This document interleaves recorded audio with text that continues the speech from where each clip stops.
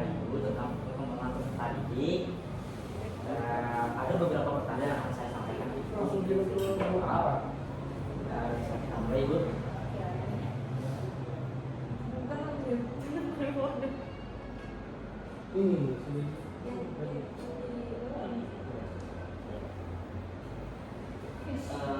Menurut Ibu sendiri, menurut Ibu bagaimana karakteristik peserta didik di usia remaja saat ini, terutama di sekolah, Ibu? Karena saya mengajarnya di tingkatan sudah paling atas ya, paling ujung yaitu di sekolah menengah atas, berarti kan rata-rata usia mereka itu 15 ya, paling rendah, paling tertingginya itu 18. Jadi kalau dibilang karakteristik itu beragam. Jadi rata-rata mereka semua sebenarnya masih dalam proses pencarian jati diri ya, dalam artian mereka itu banyak berekspresif, terus selalu ingin coba hal baru, selalu coba tantangan, gak takut apapun. Kadang mereka juga perlu diarahkan, karena mereka itu suka tiba-tiba ini harus gimana ya, ini harus apa ya. Jadi mereka itu sepertinya ingin punya tempat, ingin punya wadah untuk didengar, terus kemudian ingin diberi jalan atau petunjuk kalau saya mengambil tulisan ini kira-kira nanti kedepannya akan seperti apa ya. Nah, itu karakter itu kemudian itu karena mereka itu ekspresif ya, jadi kadang-kadang kita harus bisa mengenali potensi bakat kesukaan mereka untuk bisa menyesuaikan diri di dalam proses itu sebelum kita menghadirkan pembelajaran yang bisa dibawa pulang untuk mereka bukan hari itu aja tapi untuk ke depan. Kita tuh juga harus mengenali diri mereka, sebenarnya apa sih yang mereka butuhin, sebenarnya apa sih yang menjadi minat mereka. Kadang mereka ini tidak tahu minat mereka apa, jadi kadang-kadang untuk menyukai sesuatu hal di dalam kelas saja itu butuh effort ya, butuh seperti dorongan. Nah, dorongan itu ya harus memang dimiliki seorang pendidik supaya kalau mereka tidak bisa menggali diri mereka, ya kita yang mengajar mereka untuk bisa mengenali diri mereka. Itu sih. Jadi kalau dibilang karakteristik beragam.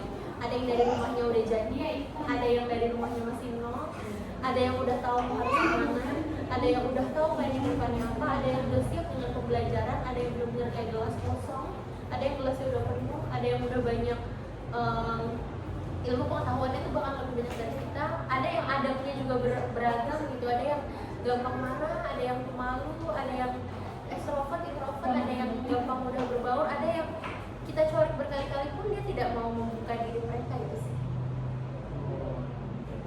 Jadi ya sekali itu berlalu-lalu, jadi sebagai guru itu harus bisa mengenal dekat, mengenal, dan kita juga harus tahu sebenarnya yang dibutuhin mereka itu apa.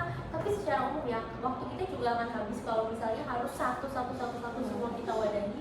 Sementara kan porsi dalam kelas itu 32 sampai 36 anak. Jadi kadang saya berusaha mencari garis benang merahnya.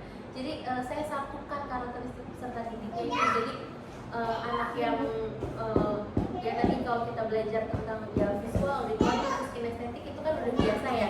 Tapi kita kenali juga anak yang dengan ragam emosi yang, makanya kadang mereka cenderung berteman itu kan cari yang serunya tuh sama ya, karakteristiknya sama. Nah dari sini sebenarnya karakteristiknya sama. Dari situ pun sebenarnya seorang pendidik itu mudah untuk kalau sama anak-anak yang sebelah sini saya harus menanganinya dengan pola seperti ini, kalau dengan anak yang seperti ini saya harus menanganinya dengan yang seperti ini gitu. Jadi ya dari bagaimana mereka berkumpul dengan satu temannya itu sebenarnya tahu apa yang nanti dibutuhin lah gitu. Itu sebenarnya efektif dari waktu kita sendiri sih.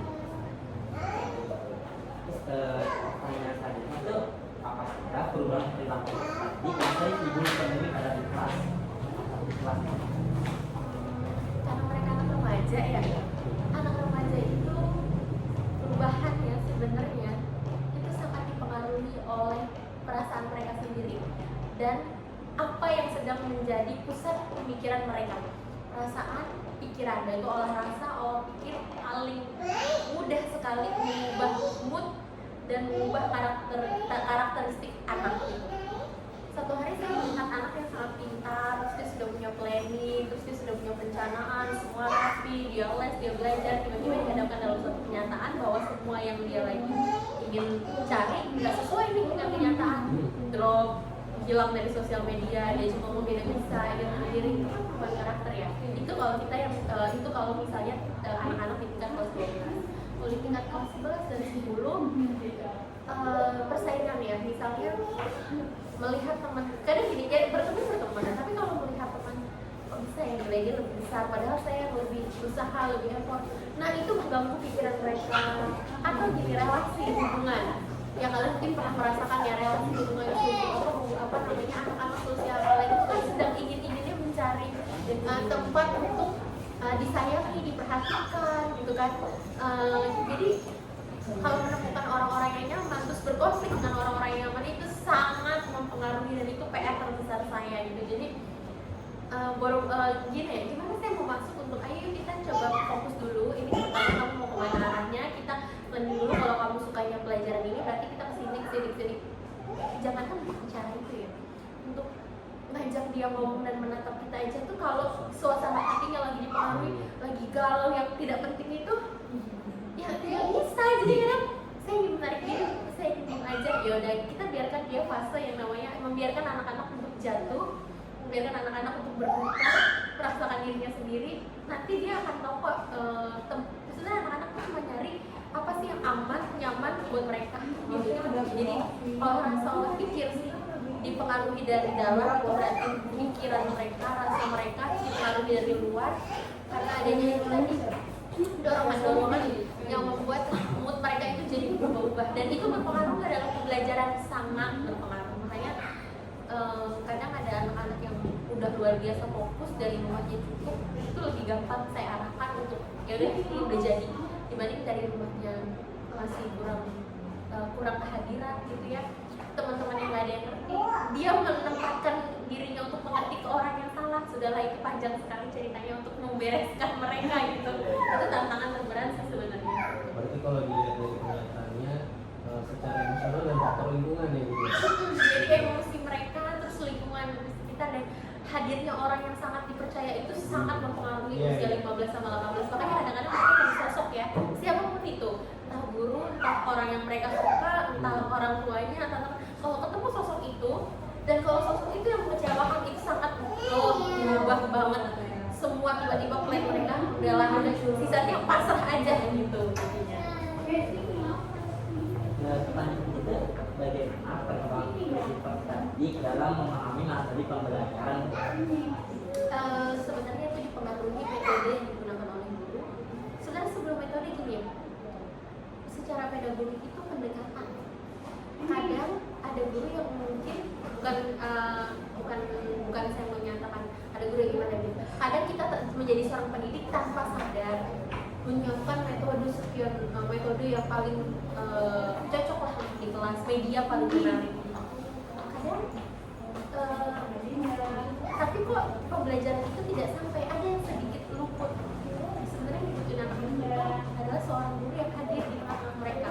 Jadi sebelum kita, ayo kita buka bukunya halaman berapa gini-gini, kadang sekedar pertanyaan, gimana kabar kalian hari ini?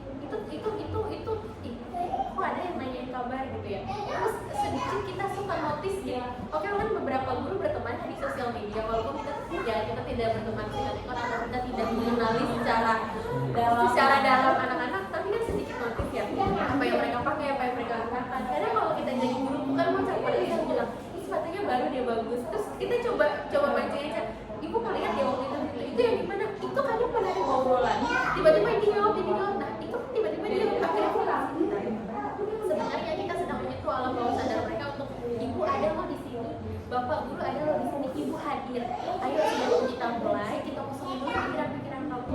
Ada nggak sesuatu yang kabar kamu hari ini? Ada nggak permasalahan kamu di dirinya guru lain? Ada nggak sesuatu kalau misalnya walaupun saya bukan wali kelas di kelas itu gitu. Dan terus habis itu baru kita review dulu tuh pelajaran yang kemarin itu susahnya apa. Terus jangan ragu untuk memuji anak gitu ya, memuji kalau mereka bisa gitu. Kalaupun mereka tidak bisa, buat mereka merasa ini kan baru sekali coba, besok coba lagi tanpa menghasilkan mereka. Nanti metode media apapun itu sejak apapun baru akan sesuai dengan kebutuhan mereka. Sebenarnya gini, semua metode, semua media dalam jenis materi pembelajaran itu masuk semua. Saya sudah pernah mencobanya, masuk semuanya. Mau pakai role play lah, mau pakai bermain ya bermain peran lah kayak itu, terus mau pakai apa namanya picture to picture, itu semuanya itu berperan asal mereka merasa bahwa ibu nih ada loh untuk kita hadir, bapak nih ada gitu. Memang kita guru sama murid itu memang harus punya gaps ya, punya batas. Tapi gini, kalau untuk membangun sebuah pembelajaran di kelas, batas itu kayak ini saya kamu, saya kakak kamu, ayo kita bareng-bareng belajar. Nanti mereka akan merasa bukan sepertinya ini, tapi punya teman belajar.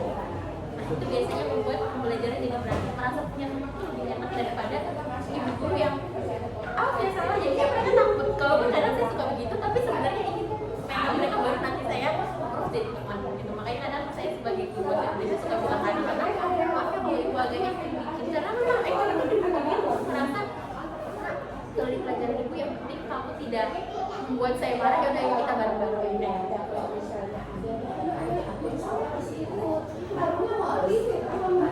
Bagaimana cara guru menyelesaikan metode pembelajaran dengan karakteristik remaja?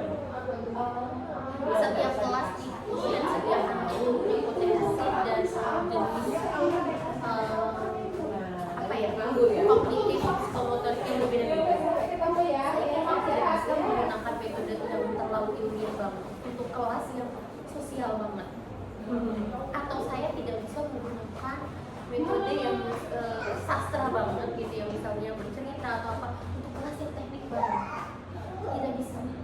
Jadi caranya saya kenalin dulu isi anak kelasnya itu seperti apa. Kalau dalam kelas itu senang dengerin saya cerita, saya maunya menggunakan metode-metode misalnya picture to picture, terus misalnya ada yang ketuanya, terus ada yang bertanya pada teman itu, karena mereka kan senang ngomong ya, senang ngomong, senang berekspresif, senang maju, senang apa gitu, seni yang disuka, itu saya akan menggunakan metode itu. Tapi kalau di kelas anak teknik, saya lebih suka menggunakan metode-metode pemecahan masalah, karena mereka senang dikasih masalah dibandingkan untuk bicara masalah solusi itu selesaikan seperti apa. Mereka kan lebih senang membangun project ya, PJBR, terus progress learning itu anak-anak itu lebih senang seperti itu. Saya memiliki metode-metode yang seperti itu, walaupun sebenarnya bisa juga di kelas sosial pakai progress learning, cuman saya bedakan polanya aja. Jadi menyesuaikan dulu nih, karena gini, anak yang jiwa otak kirinya lebih dominan dengan otak kanannya lebih tidak dominan dengan otak kiri, nggak mungkin saya terlalu banyak minta mereka untuk tampil. Mas ini buat apa sih tampil? Tapi coba kalau saya berikan beberapa kali kuis, beberapa kali ayo kompetisi kayak misalnya champion gitu, mereka lebih tertantang karena mereka lebih suka kompetitif. Nah orang dengan otak kanan lebih dominan dibanding otak kiri. Kalau saya paksa mereka mau kompetitif nih, mereka tuh stres duluan. Mereka lebih senang nyusun gambar puzzle kayak gitu, yang bareng-bareng walk team gitu. Jadi pahami aja dulu itu kelas apa. Ini udah masuk ke metode pembelajaran satu, apa sih tantangan terbesar dalam mengajar statik atau tematik? Jujur saya tidak pernah bermasalah dari segi metode media pembelajaran. 10 tahun saya jadi seorang guru di tahun 10 ya. Saya dari 2016 jadi seorang guru. Bukan yang mencomokkan diri, alhamdulillah 100 ya 90 ya 80-90% lah anak-anak puas dengan pembelajaran saya. Tapi tantangan terbesar saya adalah kalau saya dan murid sudah punya ikatan emosional luar biasa, wah itu berat banget. Dan itu sampai detik ini masih saya pelajari. Jadi gini, guru-guru yang hebat mendesain pembelajaran atau menghadirkan materi yang luar biasa, ujiannya adalah bentuk perasaan dengan anak-anaknya sendiri, sisi emosionalnya dengan yang paling berat banget. Jadi menurut saya, jadi punya ikatan gitu. Oke, kita pengennya jadi guru dan murid, tapi karena itu tadi, karena membangun kehadiran itu lama-lama kok jadi terlalu akrab ya, kok lama-lama jadi ini bukan guru dan murid lagi nih teman, tapi jadinya saya lupa siapa saya dan dia lupa siapa dia, dan karena itu terbawa di dalam kelas. Jadinya kalau mau lihat kayak dia gitu loh, itu kan nggak boleh dalam seorang profesional yang guru ya. Itu kadang masih jadi proses pembelajaran saya tidak boleh seperti itu, saya harus profesional. Jadi yang paling berat menurut saya bukan mendesain pembelajaran, bukan ngajar, bukan yang saya materi, gimana mengontrol emosional supaya saya tetap ingat saya seorang guru yang hadir untuk membantu mereka bertumbuh dan berkembang.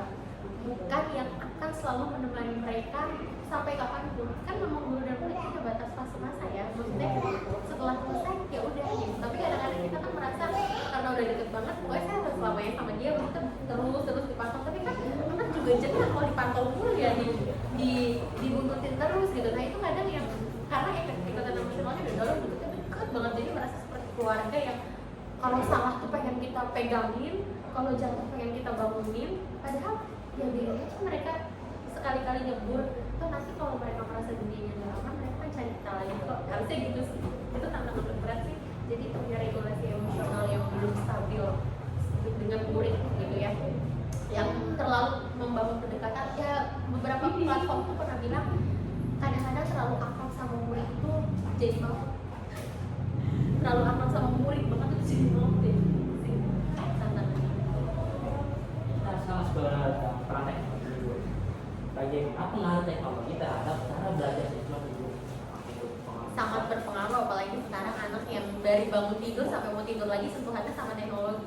Dia tuh mata terbuka, genggaman telkomnya di tangan, apa ada di tangan. Mau tidur, cek dulu, gitu kan? Benar dulu. Terus sekarang semua hal bisa kita jangkau hanya dari handphone kan? Semua platform menyediakan. Saya pun sebagai guru kalau gimana sih nanganin anak ini? Itu istilahnya meta AI itu kan? Bagaimana menghadapi anak gitu kan misalnya. Jadi buat saya aja berpengaruh, apalagi buat peserta didik. Tapi ini hati-hati nih, penggunaannya harus disesuaikan dengan tujuan pembelajaran kita. Kita ingin mencapai tujuan apa? Misalnya saya guru bahasa Indonesia nih, ingin bisa anak itu akhirnya mampu menganalisis isi atau konten dari puisi tersebut. Nah, oke lah saya gunakan media pembelajaran. Oke, saya menunjukkan beberapa puisi dari beberapa platform. Oke, saya melihat ada website yang sastrawan yang dia mengadakan kompetisi membaca puisi segala macam. Nah, kita lihat ekspresinya, kenapa sih itu mukanya sedih ya? Kenapa emang sedih? Emang kata-kata ini apa? Nah, itu kan dari teknologi ya. Jadi sangat penting. Nah, karena teknologi itu, karena anak-anak itu kan sekarang itu anak-anak visual auditory kinestetik hampir imbang kayaknya. Tapi lebih banyak visual kinestetik, mereka jarang mau mendengarkan sebenarnya. Mereka lebih senang apa yang dilihat sama yang ekspresif mereka. Jadi mungkin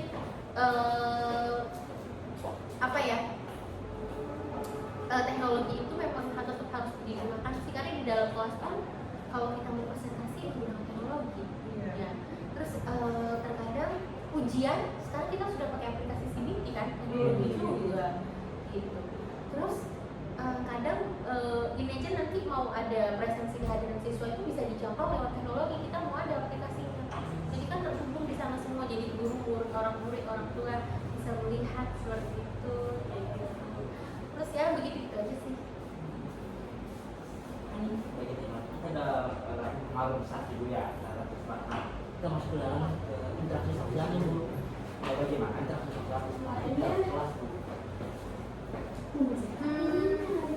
Anak-anak itu kalau menemukan tempat yang nyaman, teman ngobrol yang enak, terus lingkungan yang menurut support sama mereka, tidak judgmental, tidak membuat mereka menjadi orang lain atau mereka menjadi diri sendiri, interaksi sosial mereka sih akan aman gitu. Tapi kalau mereka tidak menemukan sesuatu yang bikin mereka nyaman, tidak menemukan ini diri aku bukan sini, kenapa aku jadi kayak gini, mereka akan fokus ke HP-nya itu sendiri. Akhirnya apa? Tidak banyak bicara, akhirnya menyendiri dan menyenangi dengan dunianya sendiri. Jadi ya itu tadi, emang faktor lingkungan dan kenyamanan itu berpengaruh. Terus apakah terdapat perbedaan kemampuan belajar antara peserta didik? Terus bagaimana cara ibu mengatasinya? Gimana? Terdapat perbedaan kemampuan belajar antara peserta didik ibu. Nah, itu bagaimana ini untuk mengatasinya? Saya lebih tidak mau memaksakannya. Jadi ada anak-anak memang dengan tingkat pengetahuan yang dia mudah cepat menangkap. Oke, saya biarkan mereka untuk berlatih lebih banyak di rumah. Terus kalau misalnya bingung, kita sifatnya sharing. Tapi kalau anak-anak dengan kemampuan yang saya tahu, oke, ini udah batas maksimal dia, saya minta mereka untuk memacu pokoknya sampai batas maksimal dulu. Saya bisa pakai tutor teman sebaya, dibantu temannya. Saya sambil ngobrol sama temennya, cuma tadi kamu udah ngajarin dia sebagian ini, bagaimana cara. Jadi tutor teman sebaya. Terus saya minta pokoknya kamu nanya dia ya, kamu nanya dia. Jadi saya buat dia mencari, tapi saya juga memantau dia gitu. Terus remedial itu perlu lah, pengayaan itu perlu, remedial, pengayaan, terus kemudian tes lisan. Jadi secara langsung dengan saya aja. Sebenarnya saya malah lebih fokus sama anak-anak yang middle ke bawah ya, maksudnya pernah ke bawah daripada yang middle ke atas. Karena kalau middle ke atas itu kadang sifatnya saya sharing, ini kamu ngerti, ini kamu pelajaran. Dia mereka lebih kebutuh. Kalau yang middle ke bawah kan udah nyerah, jadi dia nggak butuh. Jadi saya ngejar-ngejar mereka gitu. Tapi saya minta mereka untuk kerahkan dulu semua kemampuan kamu. Ini saya kasih pengayaan, ini ibu kasih ujian lisan, ini ibu kadang saya pindahkan tempat duduknya dekat saya. Kadang yang ini yaudah kalau yang ini jawab dulu, ntar ganti yang ini, ntar saya balikin lagi ke dia, kamu mau ulang jawabannya.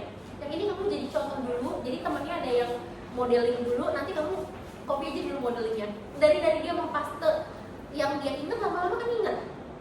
Gitu, nggak apa-apa gitu. Jadi nggak apa-apa kalau misalnya anak yang kelihatan bisa itu harus mengulang 3 kali 4 kali demi temennya. Nanti dia juga lama-lama tambah luas, yang ini jadi tambah ingat, jadi saya dapat double lah. Terus pertanyaan itu, bagaimana peran guru dalam mendukung perkembangan sosial dan emosional peserta didik? Sejauh ini saya melakukannya dengan, ya saya tidak tahu ya anak-anak itu sisi emosionalnya, terus kehidupan mereka itu seperti apa. Jadi karena saya tidak tahu kondisi dan keadaan mereka sehari-hari, kehidupan mereka, saya tetap berusaha menjadi guru yang ramah, yang peduli, yang umum aja dulu, menanyakan kondisi mereka, terus menanyakan apa yang sulit untuk mereka gitu, dan menasehati pada tempatnya, tidak selalu marah pada hal-hal yang sifatnya kecil. Saya menunjukkan diri saya marah, tapi setelah itu saya membiasakan diri saya, minta maaf ya kalau misalnya tadi kata-kata ibu tidak enak, tapi kamu tahu ya kenapa ibu marah, jadi gitu loh. Jadi karena saya tidak tahu hari mereka itu apakah hari ini menyenangkan untuk mereka, apa hari ini muram banget. Nah, saya tidak mau menambah-nambah beban mereka dengan semangat ketemu Bu Rahma gitu. Tapi saya itu mau ketika mereka ketemu saya, Bu hari ini saya lagi penat banget. Jadi kalau ngeliat ibu tuh jadi bawaannya semangat, jadi aura positifnya tuh jadi terpancar dengan ya senyum, ya nyapa mereka, yang menurut mereka ada. Jadi ibu ada ya di sini ya, kalau misalnya kamu butuh teman untuk cerita atau dengar, ini ibu ada ya, hadir ya gitu. Kasih feedback maksudnya mereka keyakinan kalau masih ada yang peduli. Ya salah satunya ibu ini, tapi kalau mereka tidak mau cerita pun saya hargai, karena pada akhirnya ada anak yang berbulan-bulan tidak mau cerita, pada akhirnya benteng pertahanannya runtuh bercerita. Cuman memang yang berat jadi guru adalah kita tuh kan kasih tahu, oh udah tahu kamu kayak begitu, kenapa diulang-ulang, tapi kan itu kan bisa ya. Mereka saya 30 tahun, mereka 18 tahun, pengalaman saya udah ngelewatin 20, 21, 23, 24, udah tahu, dan itu kan akan ngelewatin ini. Tapi kan saya nggak bisa langsung narik mereka ke usia segitu kan. Jadi mau nggak mau ya hadir pada saat ini dan mendoakan pada saat mereka sudah berusaha itu. Ya udah, saya cuma lihat ekspresi saya, baru saya belajar dari itu. Iya, motivator, terus konsul, kadang-kadang jadi psikolog, kadang-kadang jadi dokter, semua profesi kadang-kadang jadi manajer. Kadang urusan keuangan mereka pun saya yang ngajarin, jadi financial planner. Semuanya saya lakuin. Terakhir nih Bu, dari kelompok kami, menurut Ibu sendiri, apa yang paling membuat ini untuk berkembang secara optimal?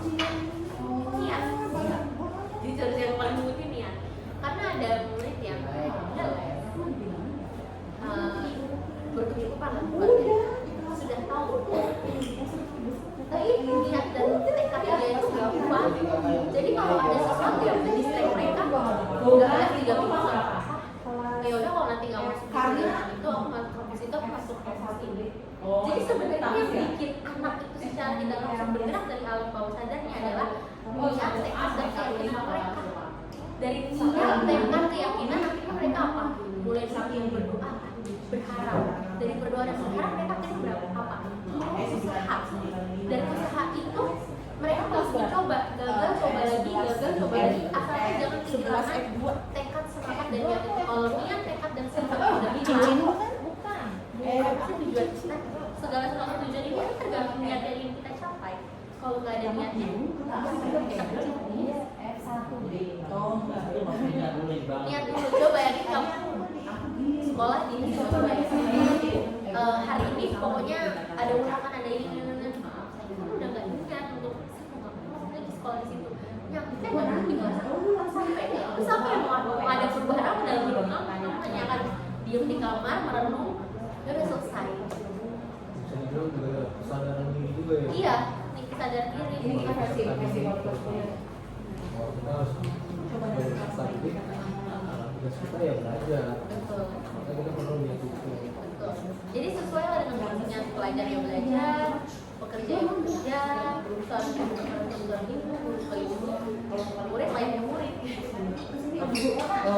Menurut itu kemudian bisa didukung juga kan oleh guru sebagai motivator atau motivator. Misal seorang siswa, misal gini, saya seorang siswa, saya kurang dalam belajar. Nah, kemudian bisa nggak ketika guru itu meningkatkan atau membangkitkan kesadaran di dalam pembelajaran supaya dia niat gitu? Sangat bisa, karena orang saya itu mendengarkan orang-orang yang mereka percaya, dan guru adalah manusia yang dipercaya oleh siswanya atau muridnya.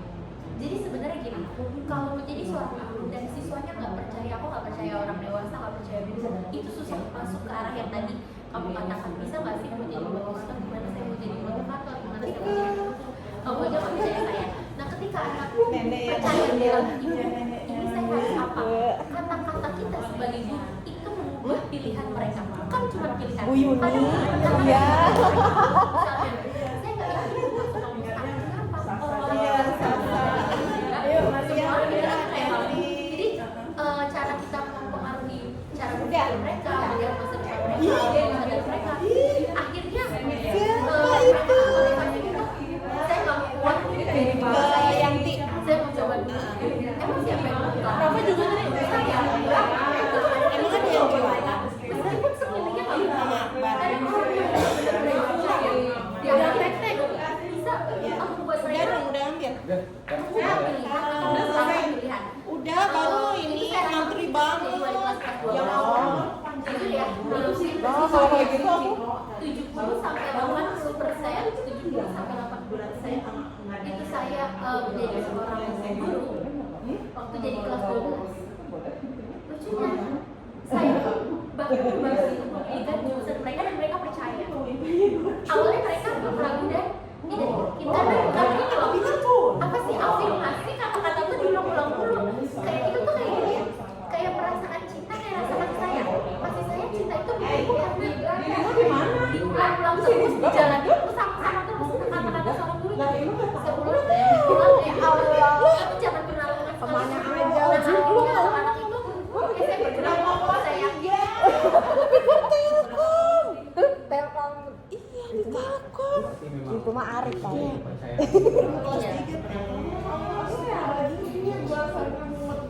Iya, Udah dari kelas 1 langsung ke sini lagi masih jadi.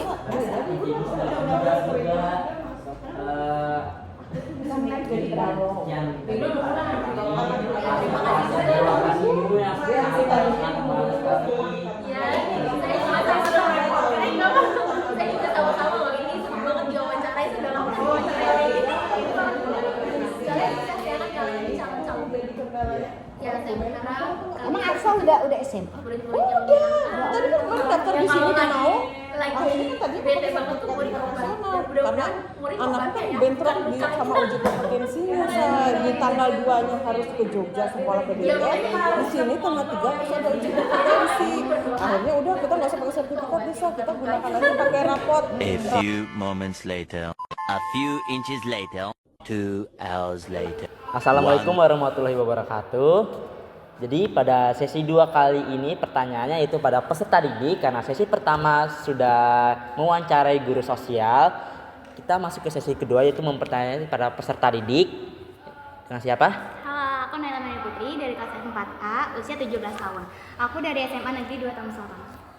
Perkenalkan, nama aku Kaisa Setiawan. Aku dari SMA 2 Taman Selatan, umur aku 17 tahun. Oke. Buat adik-adik nih, kita ada pertanyaan nih. mungkin bisa dijawab secara jujur.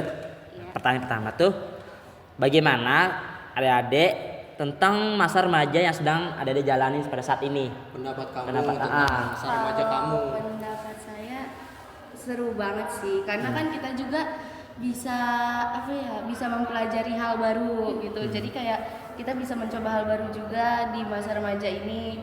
Terus juga kita jadi bisa tahu, oh ternyata ini tuh seru atau ini tuh kayak kurang bagi kita gitu sih. Oh, mencoba-coba hal baru Iya, gitu ya. betul. Iya, oke. Nah, ini kemudian pertanyaan kedua, selama masa kamu sekolah, ada nggak sih hal yang paling kamu rasakan dalam diri kamu gitu, semasa sekolah menengah ini ya? Ada nggak perubahan gitu atau ekspresi dari sebelum sekolah di sekolah menengah? Kayak perasaan kamu gitu ketika dari SMP naik ke SMA gitu. Kalau aku merasa lebih mandiri, terus punya tanggung jawab terhadap tugas-tugas yang lebih besar gitu. Iya. Berarti lebih ke arah mandiri ya perubahannya. Kalau Asya ada nggak? Lebih ke bisa ngatur waktu juga, karena kan bisa ngatur waktu buat belajar, terus kadang main bareng teman, terus kadang kan kalau kita kan udah SMA ini ya, kita udah sering banyak kerja kelompok gitu kan Kak. Nah jadi kayak kita juga harus bisa ngatur waktu buat kerja kelompok juga gitu. Oke. Nah, pertanyaan selanjutnya nih, mata pelajaran apa yang adik-adik sukain? Kalau aku sejarah, karena aku lebih suka kayak belajar tentang sejarah di Indonesia gitu. Kayak ada perang dari Jepang gitu-gitu, pokoknya aku suka. Oke, kalau Aku tuh ekonomi, karena kan mempelajari dengan keuangan, bisnis itu cara mengelola uang. Oke. Nah, terus menurut Naila sama Kasya ini pelajaran apa sih tuh yang paling sulit kalau semasa dalam belajar? Mata pelajaran kalian ada berapa? Itu dulu deh. Ada berapa sih? 16 atau berapa ya? Ada 16. Sekitar 16 lah ya. Sekitar 16. Sekitar 16. Nah, Iya. menurut kalian dari 16 mata pelajaran itu mana yang paling sulit gitu? Gak susah deh, sulit gitu. MTK sih. Soalnya kan kadang nyambung, tapi kadang juga suka nggak masuk ke otak gitu. MTK umumnya. Berarti dalam berhitung ya gitu. Iya, benar. Oke. Terus menurut Ade ini bagaimana hubungan Ade dengan teman-teman sekolahnya? Hubungan kita semua tuh baik, saling membantu juga tentang belajar, tugas-tugas. Oke. Iya, betul. Nah, Naila makasih nih, ada nggak kesulitan gitu dalam belajar ataupun dalam bergaul di sekolah? Ada nggak? Jujur kalau itu ada. Kayak kalau misalnya buat belajar ya, belajar sebenarnya kita nggak terlalu sulit. Cuman kalau guru kan kadang kan suka ngasih tugas banyak ya, suka tiba-tiba bersamaan, terus kadang dalam waktu yang sama juga. Nah itu tuh kayak bikin kita sulit karena ngerjainnya di waktu yang sama. Iya, betul. Iya, betul. Nah, terus kalau dalam bergaulnya di sekolah ada masalah nggak? Atau ada yang sulit gitu? Menurut aku gak ada sih. Kalau bergaul kita oke-oke aja. Iya. Berarti asik-asik aja Asik-asik ya. aja ya. Dua Tambun ya. Iya, fine aja. Nah, terus menurut Ade ini bagaimana peran guru dalam membantu Ade dalam memahami pelajaran yang ada? Nah, contohnya gini. Misal kalian itu diajarin sama guru. Nah, gurunya ini menurut kalian dia perannya gimana? Ataukah dia mengajar dengan baik, dengan metode yang benar, misal asik atau ini Kak, misal dia cara ngajarnya bagus, saya dapat metode yang kayak gini, misal kayak ada ice breakingnya dan segala macam. Nah, menurut kalian gimana? Menurut aku ya, kalau misalnya peran guru dalam belajar itu, aku lebih sukanya yang pada saat guru ngejelasin, nerangin gitu. Terus nanti kalau misalnya biasanya kan ada ya guru yang belum nerangin tapi udah ngasih tugas. Nah, kalau itu kan kayak aku belum paham tuh. Nah, jadi aku lebih suka guru yang kayak nerangin dulu di papan tulis segala macam, itu tuh banyak. Nah, nanti gurunya nanya dulu, apakah kalian udah pada tahu? Nah, nanti kita jawab, udah tahu, nah baru dikasih tugas gitu. Nah, iya aku sama. Enggak sama. Oke. Lanjut ya. Ya. Enggak. Oke. Apakah teknologi seperti internet, media sosial, AI itu membantu Ade dalam pembelajaran? Iya. Itu sangat membantu kayak mencari jawaban. Jawaban apa nih? Jawaban apa? Jawaban buat tugas. Nah ya kadang kan ada tuh guru kan nggak semua guru kayak nerangin semua tugas kita gitu. Nah pasti ada beberapa guru yang nerangin, cuman kita masih belum ngerti.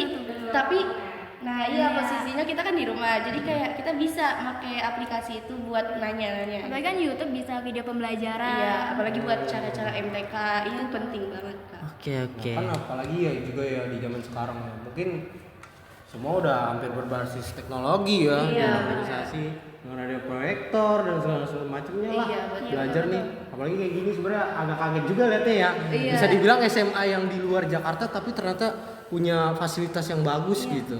Oke. Nah terus menurut Nela sama Kasya ini punya nggak harapan gitu terhadap guru dalam proses pembelajaran? Misal Kasya sama Nela ini berharap nih, misal kalau ada guru maunya belajarnya yang metode seperti ini atau apa namanya yang lain-lain gitu, ada nggak? Harapan aku semoga guru-guru kayak ngejelasin dengan baik, santai. Kan ada ya guru-guru ngejelasinnya buru-buru terus pergi gitu, ada jelasin santai terus biar nangkep kitanya gitu. Kalau Kasya? Iya sama. Jadi biar kita juga bisa gampang masuk ke otak, enggak dengan cara kayak apa ya? Kadang kan ada ya guru yang ngajar tapi itu galak gitu. Jadi kayak kita takut. Jadi kayak otak kita nggak masuk gitu loh Kak. Dan aku salah aja gitu. Iya. Jadi kita maunya guru yang nyantai kalau ngajar terus juga asik gitu. Berarti Naila sama Kasya ini menyimpulkannya bahwa pengennya guru yang memberikan fasilitas belajar yang asik gitu, yang menyenangkan, yang nyaman gitu. Oke. Terus pertanyaan terakhir nih dari kami. Apa cita-cita adik-adik setelah lulus dari sekolah? Kalau aku itu diterima di universitas negeri itu. Nah pengennya di mana tuh? Nah aku pengen tuh di Unpad. Enggak deh, UNJ. UNJ. Iya, Jurusannya pengen apa tuh? Aku masih bingung jurusannya antara sosiologi, sejarah atau Indo gitu. Tapi Nela secara pribadi minatnya kemana? Kalau secara diri Nela gitu, menurut Nela ini menurut dirinya kayaknya lebih condong ke sini nih aku nih gitu, atau ada yang lain? Aku sih sebenarnya tertarik ekonomi, tapi aku takut gak bisa hitung-hitungan, ngeblank gitu, jadi cari aman aja. Nah kalau Asia? Kalau aku kalau universitas ya aku pengen UNJ sih. Cuman kalau jurusan aku masih belum tahu. Karena aku juga masih ngerasa aku pengen kerja juga, karena aku pengen ngehasilin duit sendiri kan, biar aku bisa beli apa-apa. Jadi kayak kalau nunggu ini abis lulus, kalau misalnya semoga aja keterima ya. Tapi kalau misalnya belum, aku mau coba nyari kerja tapi nanti jadinya kerja sambil kayak kuliah gitu. Cita-cita Kasya apa? Cita-cita aku sebenarnya mau jadi chef karena aku kan suka masak ya. Nah, tapi kayak iya. Masak itu berarti memang udah hobi Kasya gitu? Iya, udah hobi aku dari kecil.